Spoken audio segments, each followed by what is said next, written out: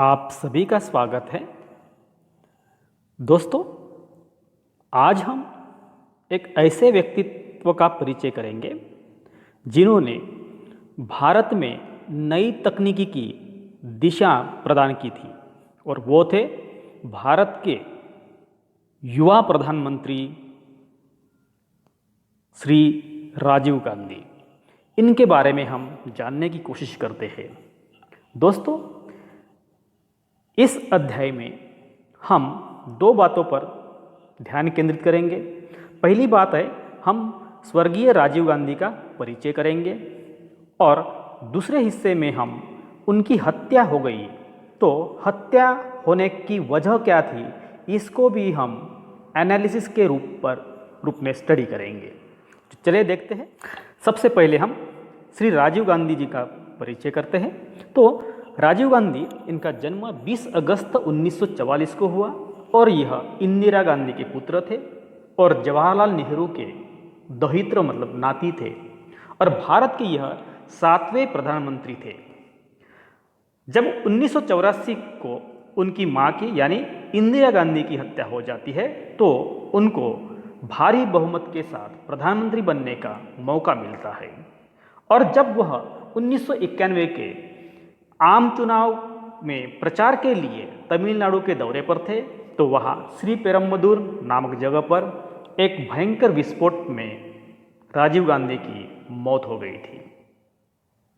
और इस धमाके के बाद जो सन्नाटा छाया था उसमें 21 मई डेट थी। 21 मई 1991 को पूर्व प्रधानमंत्री की आतंकी हमले में मौत हो गई। वो उस वक्त 46 साल के थे। दिन था, रात 10:21 पर यह धमाका हुआ था। इसमें 14 अन्य लोग भी मारे गए और यह श्री पेरम्बदूर जो है मद्रास से 40 किलोमीटर पर दूरी पर है।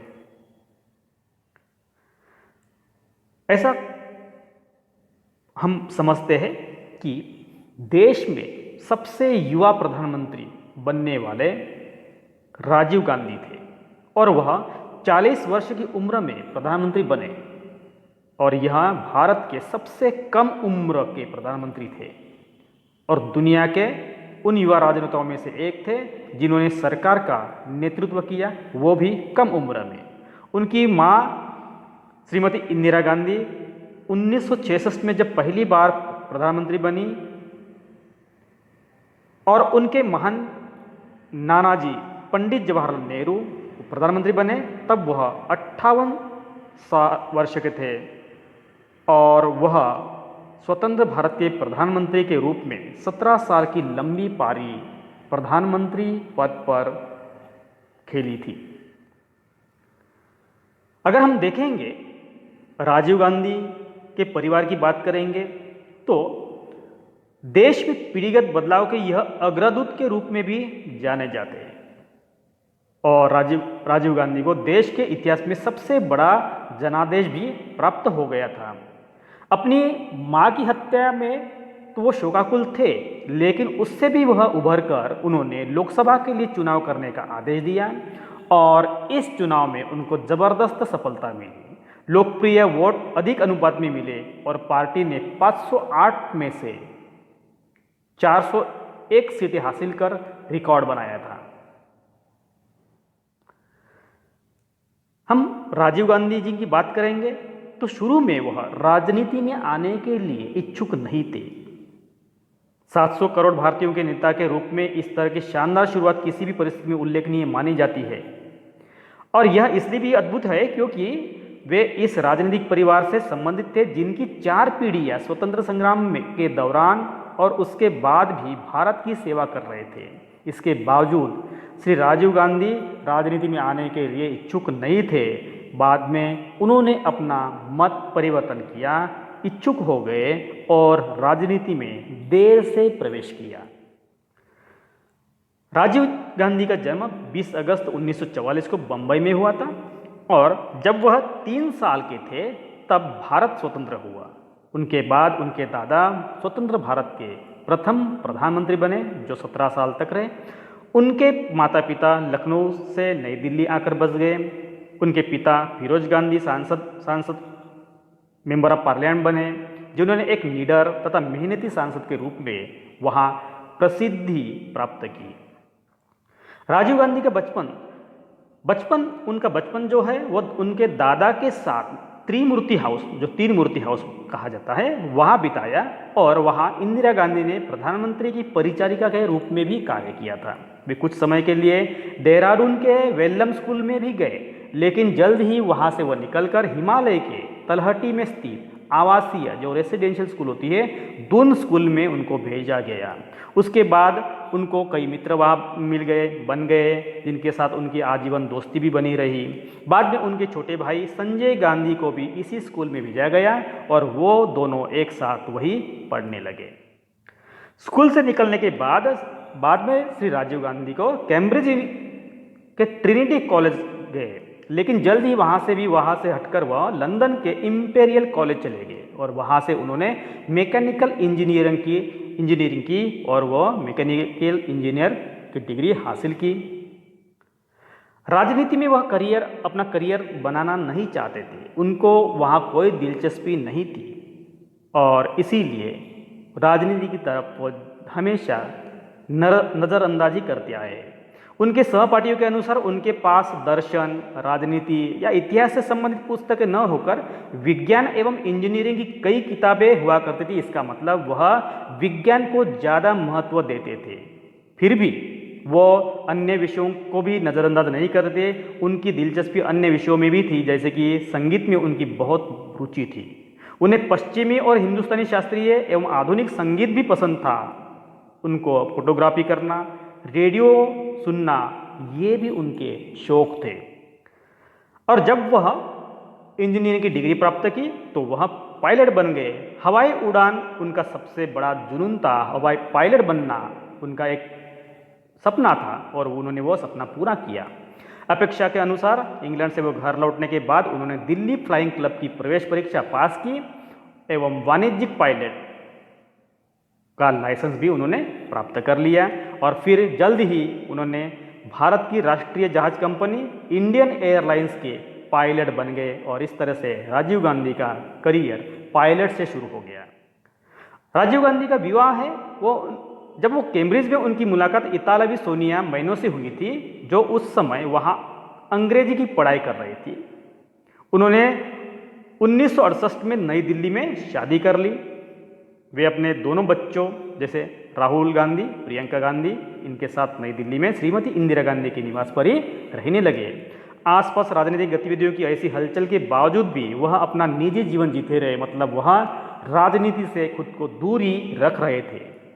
राजीव गांधी का जब विवाह हुआ एक इटाली नागरिक एंटोनियो मीना से हुआ था। बाद में विवाह होने के बाद एंटोनिया मैनो का नाम बदलकर वह सोनिया गांधी बन गई, जो आज हम उनको सोनिया गांधी के रूप में जानते हैं। एक विमान दुर्घटना में उनका छोटा भाई 1980 में संजय गांधी की मौत हो गई और इस सारी परिस्थितियां बदल कर रख दी, क्योंकि भाई की मौत का उनको दर्द था। उन पर राजनीति में प्रवेश करने पर और अपनी मां को राजनीतिक कार्यों में सहयोग करने पर उन पर दबाव बन रहा था। फिर कई आंतरिक एवं बाहर की भी कुछ चुनौतियां सामने आ रही थी। पहले उन्होंने इन दबावों का विरोध करने का प्रयास किया, लेकिन बाद में वो मान गए और वे उनके द्वारा दिए गए तर्क या उनकी सोच से सहमत हो गए। उन्होंने अपने भाई की मृत्यु के कारण खाली हुए उत्तर प्रदेश के अमेठी संसद क्षेत्र का उपचुनाव जीता। इसका मतलब संजय गांधी अमेठी के सांसद थे और बाद में उनकी मृत्यु के बाद उपचुनाव हो गया और इस उपचुनाव में वह चुनाव जीत गए। नवंबर 1982 में भारत ने एशिया खेलों का आयोजन किया और इस वक्त 1982 में जब भारत ने एशियाई खेलों की मेजबानी की थी तो स्टेडियम के निर्माण और बुनियादी सुविधाएं उपलब्ध करवाने के लिए कुछ वादे को पूरा किया गया था, जैसे कि श्री राजीव गांधी को यह जिम्मेदारी दी गई थी कि वो सारे काम समय पर पूर्ण करें एवं सुनिश्चित किया जा सके कि बिना किसी रुकावट एवं खामियों के साथ खेलों का आयोजन संपन्न किया जाए। उन्होंने यह काम दी गई जिम्मेदारी बड़ी दक्षता से एवं निर्बाध समन्वय का प्रदर्शन करते हुए इस चुनौतीपूर्ण कार्य को उन्होंने संपन्न किया, सफलता से उस काम को अंजाम दिया। और साथ ही कांग्रेस के महासचिव के रूप में भी उन्होंने बड़ी तन्मयता से काम करते हुए पार्टी संगठन को भी व्यवस्थित और सक्रिय किया। पार्टी को भी उन्होंने सक्रिय योगदान दिया। उनके सामने इससे भी अधिक मुश्किल परिस्थितियां आने वाली थी, जिनमें उनके व्यक्तिमत्व का परीक्षण होना बाकी था। जब श्री गांधी राजीव गांधी से ज़्यादा दुखद एवं कष्टकर परिस्थिति में कोई सत्ता में क्या आ सकता है, क्योंकि जब 31 अक्टूबर 1984 को उनकी मां की क्रूर हत्या हो गई थी। बाद में वे कांग्रेस अध्यक्ष एवं देश के प्रधानमंत्री बने थे। लेकिन व्यक्तिगत रूप से अगर उनको जांचा परखा जाए तो इतने दुखी होने के बावजूद भी उन्होंने संतुलन बनाया, मर्यादा रखी, संयम के साथ राष्ट्रीय जिम्मेदारी को अच्छी तरह से उन्होंने पार किया और इस तरह से 40 वर्ष की उम्र में प्रधानमंत्री बनने वाले भारत के सबसे युवा प्रधानमंत्री राजीव गांधी बने। वे भारत के 9वें प्रधानमंत्री थे। वे राजनीतिक दल भारतीय राष्ट्रीय कांग्रेस के लिए काम कर रहे थे। चुनाव अभियान, महीने भर के लंबे चुनाव अभियान में उन्होंने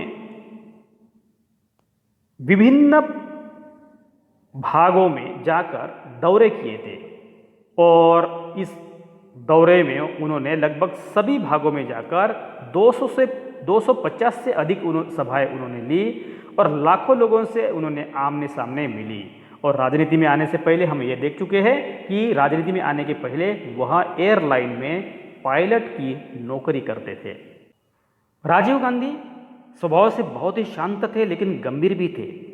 आधुनिक सोच एवं निर्णय लेने की उनमें अद्भुत क्षमता थी और वो चाहते थे कि दुनिया की उच्च तकनीकों से पूर्ण अपना देश होना चाहिए और वे बार बार कहते थे कि भारत की एकता को बनाए रखने के उद्देश्य के अलावा उनके अन्य प्रमुख उद्देश्यों में से एक है वो है 21वीं सदी के भारत का निर्माण। मतलब क्या है कि दुनिया में अपने भारत को अग्रस्थानी देखना चाहते थे और रखना भी चाहते थे।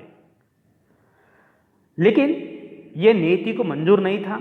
21 मई 1991 को तमिलनाडु के श्री पेरम्बदूर में चुनाव प्रचार के दौरान लिट्टे के आत्मघाती हमलावरों ने बम हमले से उनकी हत्या कर दी। इसी कारण से 21 मई राजीव गांधी बलिदान दिवस को आतंकवाद विरोधी दिवस के रूप में भी माना जाता है।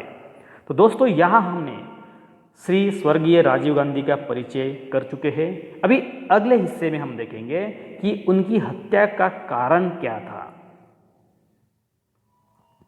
यहाँ हम देख रहे हैं कि श्रीलंका में 2 भाषा बोलने वाले लोग हैं, यहाँ सिंहला और तमिल। तो ये जो हरे रंग में आपको दिखाई दे रहे हैं वो है तमिल भाषी और सिंहला है ये ऑरेंज कलर में दिखाए गए सिंहली भाषी है ये। तो इनमें एक संघर्ष हो रहा था। सबसे पहले बात करते हैं कि राजीव गांधी हत्याकांड का जो मामला है उसको समझने के पहले हम श्रीलंका की आज़ादी की बात करते हैं। श्रीलंका में बहुसंख्यक आबादी जो है बौद्ध धर्म को मानने वाले सिंहला लोगों की है और तमिल भाषियों को लगातार उनकी उपेक्षा का शिकार होना पड़ता था। और आज़ादी के बाद यहाँ तमिलों की एक बड़ी संख्या से वोट देने का अधिकार ही छीन लिया गया। मतलब तमिल लोगों पर क्या एक अन्याय हो रहा था। और 1972 में जब श्रीलंका का संविधान बना तो बौद्ध धर्म को देश का प्राथमिक धर्म मतलब क्या राष्ट्रीय धर्म माना गया और साथ ही सिंहला लोगों को बहुसंख्यक होने के बावजूद भी उनको वरीयता देने लगे और साथ में उनको आरक्षण भी दिया जाने लगा। धीरे धीरे तमिल लोगों की नौकरियां, उनकी शिक्षा, हर क्षेत्र में वह हाशिया पर धकेले जाने लगे। मतलब उनको कोई महत्व नहीं रहा या देश के राजनीति में उनको दुर्लक्षित किया गया। यह हम देख रहे हैं श्रीलंका, जहाँ यहाँ भारत और श्रीलंका। अभी देखते हैं कि जब यह इस प्रकार से सिंहली और तमिलों में भेदभाव हो रहा था तो इसका अंजाम भी बहुत ही बुरा हो रहा था। इसका अंजाम ऐसा हुआ कि तमिलों ने हथियार उठा लिए और एक तमिल युवा वेलुपिल्लई प्रभाकरन ने अपने कुछ साथियों के साथ मिलकर लिबरेशन टाइगर्स ऑफ तमिल इल्लम, जिसको हम लिट्टे बोलते हैं, यह संगठन बनाया। और 1980 के दशक आते आते लिट्टे सबसे मजबूत, अनुशासित और बड़ा तमिल आतंकवादी संगठन बन गया। ये कोई सैनिक नहीं थे, ये एक आतंकवादी संगठन था।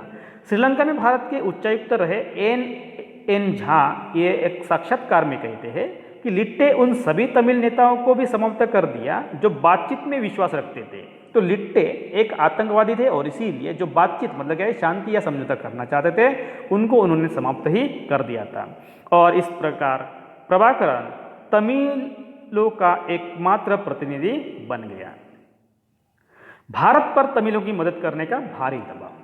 अभी देखते हैं कि श्रीलंका में तमिलों के साथ हो रहे भेदभाव के कारण तमिलनाडु के लोग उनके प्रति सहानुभूति रखते थे, बिल्कुल, क्योंकि तमिलनाडु में भी तमिल लोग हैं और श्रीलंका में भी तमिल लोग हैं, तो तमिलनाडु के लोग उनके साथ सहानुभूति रखते थे और इसी कारण भारत पर तमिलों की मदद करने का भारी दबाव था। तमिलनाडु तथा श्रीलंका में तमिल छापामारों को भारत सरकार द्वारा प्रशिक्षण दिया जाने लगा था और इस बात का खुलासा सबसे पहले इंडिया टुडे के पत्रकार तब के और संवाददाता शेखर गुप्ता ने किया। उनके रिपोर्ट के अनुसार कहा गया है कि भारत से मतलब लिट्टे को भारत से पूरी मदद मिल रही थी। ट्रेनिंग, हथियार, बम, पेट्रोल, वायरलेस, दवाई या कपड़े सब कुछ भारत द्वारा उन्हें दिया जाने लगा था। और श्रीलंका में नरसंहारों और खूनी संघर्ष शुरू हो गया। जैसे कि अभी दिन ब दिन प्रभाकरन की शक्ति मजबूत हो रही थी, वो लगातार मजबूत हो रहा था। 23 जुलाई 1983 को उसने श्रीलंकाई सेना के 13 सैनिकों की हत्या कर दी। इसके साथ ही श्रीलंका में नरसंहारों और खूनी संघर्ष का सबसे विवश दौरा शुरू हो गया है। जैसे श्रीलंका में तमिल विरोधी दंगे भड़क गए। इसके बारे में लेखक M.R. नारायण स्वामी कहते हैं कि उपद्रवी हाथों में वोटर लिस्ट लेकर तमिलों को घर घर जाकर मार रहे थे। दंगों के इस दौर को ब्लैक जुलाई भी कहा गया था। और N.N. झा के अगर शब्द में कहेंगे तो ब्लैक जुलाई से पहले ज़्यादा लोग अलग राष्ट्र की मांग कर रहे थे, अलग राष्ट्र की मांग से सहमत नहीं थे, लेकिन इसके बाद तो तमिलों के मन में एक बात बैठ गई कि अलग हुए बिना न्याय नहीं मिल सकता और इसीलिए वह अलग होना चाहते थे। तमिलनाडु में लिट्टे की अभी और सक्रियता बढ़ती जा रही है, जैसे कि भारत अभी भी लिट्टे की पूरी मदद कर रहा था और तमिलनाडु में लिट्टे की सक्रियता बढ़ती जा रही थी और राज्य सरकार न सिर्फ उसे नज़रअंदाज कर रहे थे बल्कि उनको उस मौके का फायदा उठाने के लिए समर्थन या बढ़ावा भी दे रही थी। उधर श्रीलंका में गृह युद्ध जारी था। इसमें हजारों लोग मारे जा चुके थे और श्रीलंका और भारत सरकार के बीच इससे रोके जाने को लेकर बातें भी चल रही थी। समझौता होने की कोशिशें तेज हो रही थी और 1987 में यह तय किया गया कि भारत और श्रीलंका के बीच एक शांति समझौता किया जाएगा। तो इस प्रकार से अभी 1987 में शांति समझौता करने के लिए दोनों राष्ट्र तैयार हो गए। प्रभाकरन और राजीव गांधी की यह मुलाकात होती है 28 जुलाई 1987 को और उस वक्त भारत के प्रधानमंत्री राजीव गांधी थे। उनसे मिलने के लिए उनको बुलाया गया और इस मुलाकात के बाद प्रभाकरन ने प्रेस को बयान दिया कि प्रधानमंत्री तमिलों की समस्या समझते हैं और इस दिशा में वो काम कर रहे हैं। और उन्होंने ये भी कहा कि हम प्रधानमंत्री के इस रुख से संतुष्ट हैं, लेकिन अगर सच्चाई देखें तो प्रभाकरन ने खुलकर शांति समझौते से संबंधित कोई भी बयान नहीं दिया था। इसके अगले ही दिन राजीव गांधी श्रीलंका पहुंचे और वहां के राष्ट्रपति J.R. जयवर्धने के साथ शांति समझौते पर दस्तखत कर लिए और इस तरह से भारत और श्रीलंका में शांति समझौता हो गया है। आगे जाकर जो समझौता का मसौदा था उसके अनुसार कुछ बातें तय की गई थी और जिस दिन समझौता हो गया था उस दिन भारत में मतलब प्रभाकरन भारत में ही था और पूर्व उच्चायुक्त N.N. झा का मानना है कि प्रभाकरन कभी भी इस समझौते के पक्ष में नहीं था, लेकिन उस पर भारत का दबाव था और इसीलिए उसने कुछ समय तक इसका खुलकर विरोध नहीं किया। समझौते के अनुसार भारत से एक विशेष सैन्य दल को श्रीलंका को भेजा जाना था और इस दल को नाम दिया गया है Indian peace keeping force, IPKF, Indian peace keeping force. और समझौते वाले दिन ही IPKF को श्रीलंका को रवाना कर दिया गया, मतलब यह सैन्य दल यहाँ अभी गया है। इसका काम था, इनको काम दिया गया था कि लिट्टे से आत्मसमर्पण करवाना। लिट्टे जो दहशतवादी आतंकवादी संगठन है उन लोगों का आत्मसमर्पण करवाना। और प्रभाकरण ने IPKF को लिखकर भी दिया था कि वह आत्मसमर्पण के लिए तैयार है। IPKF के कमांडर रहे दीपेंद्र सिंह ने अपनी किताब में भी इसका जिक्र करते हुए लिखा है कि अन्य आतंकी संगठनों के मुकाबले लिट्टे बड़े ही सुनियोजित तरीके से आत्मसमर्पण कर रहा था। वे हमें समय बताते थे और ठीक उस समय पर उनके ट्रक हथियार लेकर पहुंच जाते थे और इस तरह से आत्मसमर्पण की प्रक्रिया पूरी हो रही थी। लेकिन समझौते के 3 हफ्ते बाद ही 21 अगस्त को लिट्टे ने हथियारों का समर्पण करना बंद कर दिया। उन्होंने आरोप लगाया कि IPKF के अधिकारियों को बताया कि भारतीय खुफिया एजेंसी लिट्टे के विरोधी संगठनों को हथियार दे रहे हैं, इस कारण लिट्टे अब समर्पण नहीं करेगा। इस तरह से अभी दोनों इंडियन पीस कीपिंग फोर्स में और लिट्टे में दूरी बढ़ती गई। लिट्टे में एक बदले की आग भी निर्माण होगी, उसका भी कारण है। जैसे कि तमिल लोगों को जिस तरह से बसाया जा रहा था उससे भी लिट्टे बिल्कुल समाधानी नहीं थे या उनके समर्थक और उससे भी लिट्टे समर्थक संतुष्ट नहीं थे। और IPKF द्वारा जो जिस तरह से वो सिचुएशन हैंडल कर रहे थे तो तमिलों पर अत्याचार की बातें भी सामने आ रही थी। इसके विरोध में 15 सितंबर को थिलीपन नामक एक लिट्टे का सदस्य भूख हड़ताल पर बैठ गया और उनका मानना था और यह उनकी मांग थी कि न तो समझौते की शर्तों पर अमल हो रहा है और न ही भारत सरकार अपनी भूमिका ठीक से निभा रही है। और 12 दिन तक उन्होंने भूख हड़ताल की। उसके बाद थिलीपन की मौत हो गई और फिर इस मौत ने फिर एक बार लिट्टे में बदले की आग को और हवा दी। लिट्टे ने भारत और IPKF को भी अपना दुश्मन समझ लिया है, क्योंकि जैसे कि मतलब लिट्टे का सदस्य भूख हड़ताल पर बैठा, 12 दिन के बाद उसकी मौत हो गई और यह मामला शांत भी नहीं हुआ था कि अक्टूबर के पहले हफ्ते में श्रीलंका सेना ने लिट्टे के 17 सदस्यों को गिरफ्तार कर लिया और लिट्टे ने इनकी रिहाई के लिए भारत सरकार से मांग की। भारत सरकार ने लिट्टे की इस मांग पर कोई तेजी या कोई प्रक्रिया या कोई एक्शन नहीं दिखाई। इस बीच इन गिरफ्तार सदस्यों में से जो 17 सदस्य थे उसमें से 12 लोगों ने साइनाइड खाकर आत्महत्या कर ली और फिलीपीन की मौत से भड़की आग में इस हादसे ने और घी डालने का काम किया। इसके बाद लिट्टे ने भारत और IPKF को भी अपना दुश्मन मान लिया और कुछ दिन के भीतर ही लिट्टे ने IPKF के 11 सैनिकों को जिंदा जलाकर मार डाला। इस प्रकार लिट्टे अब IPKF को भी अपना दुश्मन समझने लगा। लिट्टे और IPKF अभी आमने सामने आ रहे हैं। यहाँ से लिट्टे जो सेना भारत से जो सेना शांति बहाली के लिए श्रीलंका पहुंची थी, अब वही युद्ध में लग गई। 8 अक्टूबर को भारतीय जनरल ने IPKF को लिट्टे पर खुले हमले के आदेश दे दिए और इस तरह से संघर्ष और भी बढ़ता गया। जैसे ही उधर भारत में राजीव गांधी द्वारा IPKF को श्रीलंका भेजे जाने का विरोध होने लगा था। देश के इतिहास में पहली बार ऐसा हो रहा था कि श्रीलंका में भारतीय सेना के जवान मारे जा रहे थे और राजनीतिक दल सेना का ही विरोध कर रहे थे। और उसी दौरान 1989 में भारत में सत्ता परिवर्तन हुआ।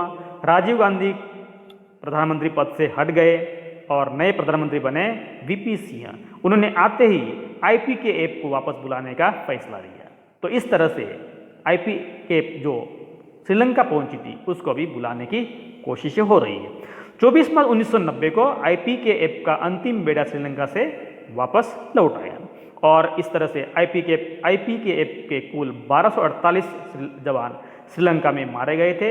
लेकिन इसी दौरान लिट्टे का जो साम्राज्य था उस साम्राज्य को भी ये शांति सेना ने कुछ हद तक सीमित कर दिया था, मतलब उनको कुछ कमजोर कर दिया था।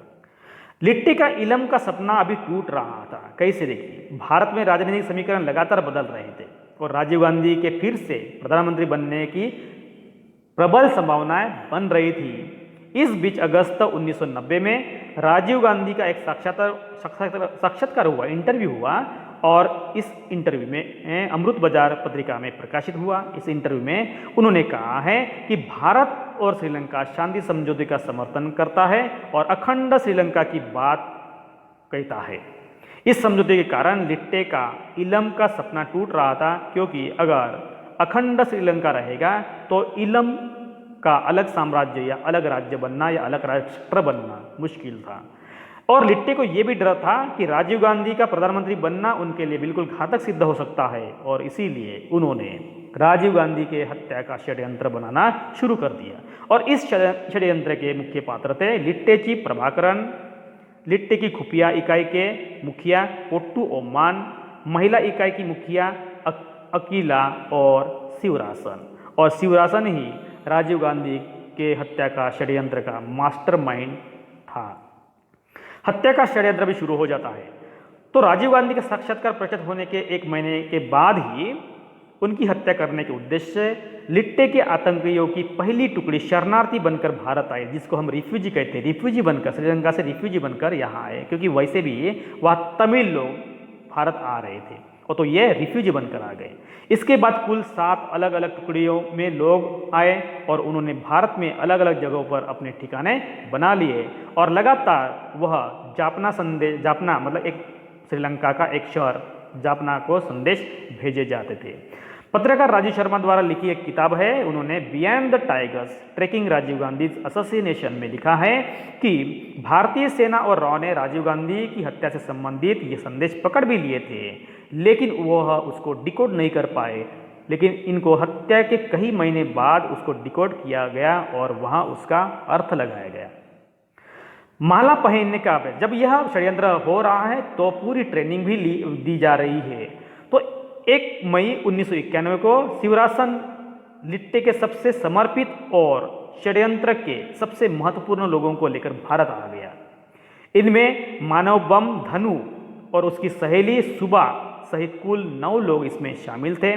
शिवरासन ने भारत में धनु और सुबा को ट्रेनिंग दी थी और 7 मई को मद्रास में वीपी सिंह की सभा होने वाली थी और शिवरासन ने इस रैली में धनु, सुबा और नलिनी को लेकर गया ताकि वे पूर्व प्रधानमंत्री की सुरक्षा घेरे में जाकर उस माला पहनाने का अभ्यास कर सके। अभी यहाँ उनकी तालीम चल रही है। वीपी सिंह के मंच पर आने से पहले सुबा और धनु ने उन्हें माला पहनाई। अपनी ट्रेनिंग में मिली इस सफलता से दोनों लड़कियों के इरादे और भी ज़्यादा मजबूत हो गए, उनका आत्मविश्वास बढ़ गया। और राजीव गांधी का जब चुनावी कार्यक्रम तय हो गया तो 19 मई 1991 में अखबारों में राजीव गांधी का चुनावी कार्यक्रम घोषित किया गया और वह प्रकाशित हो गया। और यही से शिवरासन ने तय किया कि 21 मई को राजीव गांधी श्री पेराम्बलूर आने वाले हैं और फिर वह षड्यंत्र को अंजाम देने वाले हैं। इसके बाद वह दिन आया जिसका इन लोगों को इंतजार था। शिवरासन ने सुबा और धनु को अंतिम उद्देश्य के लिए तैयार होने का आदेश दिया। धनु ने अपने शरीर में विस्फोटक लगा दिए। यहाँ से शिवरासन, धनु और सुबा ऑटो लेकर नलिनी के घर पहुंचे। सुबा ने नलिनी को उनकी मदद करने के लिए धन्यवाद दिया और बताया कि धनु आज राजीव गांधी को मारकर इतिहास बनाने जा रही है। और इस तरह से चुनावी कार्यक्रम के दौरान ही यह षड्यंत्र अमल में आ रहा है। हरि बाबू एक पत्रकार के रूप में अभी यहाँ काम कर रहे हैं। जो राजीव गांधी के पहुंचने से पहले ही हरि बाबू मंच के पास पहुंच चुके थे और वह पत्रकार के रूप में काम कर रहे थे और उनका काम था कि पूरे हत्याकांड की तस्वीरें को कैद करना था। और कुछ ही देर में राजीव गांधी वहां पर पहुंच गए और इस पर धनु ने शिवरासन और सुबा को कहा, इशारे के साथ कहा कि वो वहां से हट जाए। और इस तरह से अगले ही पल एक धमाका हुआ और चारों तरफ सिर्फ लाशें, खून, चीख और आंसू पसर गए थे। और जब यह मानवीय बम वहां फट गया तो राजीव गांधी सहित कुल 18 लोगों की इस धमाके में मौत हो गई और कई लोग भी वहाँ घायल भी हो गए। धनु के साथ ही इस षड्यंत्र में जो शामिल थे हरिबाबू, इनकी भी यहाँ मौत हो गई। हरिबाबू का काम फोटो खींचने का था और इसीलिए उनके पास एक कैमरा भी था। लिट्टे के हर ऑपरेशन की तस्वीरें और वीडियो वो बनाए जाते थे। ऐसे दो कारण से होता था। पहला है कि लिट्टे के अन्य सदस्यों को इनसे ट्रेनिंग दी जाती थी और दूसरा, जब इलम अलग अलग राष्ट्र बने तो इसके संघर्ष में जान गंवाने वाले क्रांतिकारियों के बारे में आने वाली पीढ़ियों को बताया जा सके, ये उनके मकसद होते थे। लेकिन लिट्टे की यह दूरगामी सोच इस मामले में उसके गले का फंदा बन गई और बाद में हरिबाबू की लाश के साथ पुलिस ने यह कैमरा भी बरामद किया और इस षड्यंत्र को बेनकाब करने में यह कैमरा बहुत ही अहम साबित है। कि इस चित्र में देख रहे हैं कि राजीव गांधी यहाँ मद्रास पहुँचे वो 8:30 बजे। बाद में यहाँ आने के बाद यहाँ भी इनकी एक सभा हो गई थी। सभा होने के बाद दूसरी सभा यहाँ हुई थी जो 9:30 बजे हुई थी और वह यहाँ पहुँचे थे। यहाँ पहुँचे reaches Sriperumbudur stops at Indira statue 10:10 पर और एक बॉम्ब का विस्फोट हो गया, वो है 10:20 पर और इस तरह से राजीव गांधी की हत्या कर दी गई।